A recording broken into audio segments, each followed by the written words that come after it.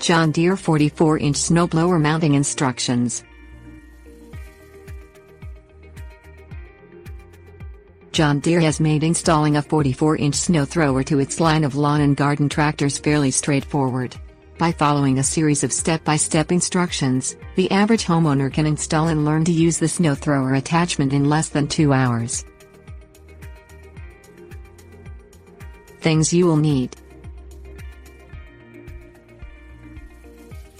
John Deere 44-inch snow thrower mounting kit, metric socket set, 2 pieces of 2x4 lumber 2 feet long. Park the tractor on a flat level surface, with the vehicle aligned with the snow thrower several feet away. Turn off the engine, remove the key and set the parking brake. Install 2 mounting brackets to the front of the tractor frame. These should be included in the mounting kit. The brackets are designed to utilize holes pre-drilled in the frame, about 6 inches in from the front tires. Fasten each mounting bracket with 2 metric M12x30 bolts and 2 M12 hex head locking nuts. The bolt head should be placed on the inside of the bracket. Slide the 2 mounting brackets down so that bottom is level with tractor frame, then tighten the nuts. Install the manual lifting kit by placing the front lift shaft into the slotted holes on the mounting brackets you just installed. Sliding the oval-shaped bearings onto both ends of front lift shaft, and secure the right side of the shaft with a large spring lock pin. Install the welded lift rod onto the left side of front lift shaft. Secure it with a pre-drilled alignment pin, then place a small spring locking pin through the pin's hole to prevent it from coming free. Slide an M10 washer onto the end of the front lift shaft, then slide on a second washer, then secure them both by fastening a small spring locking pin onto the front lift shaft. Drive the tractor onto both pieces of 2x4s to raise the front of the tractor high enough to guide the snow thrower onto the front axle. Turn off the engine, remove the key and set the parking brake.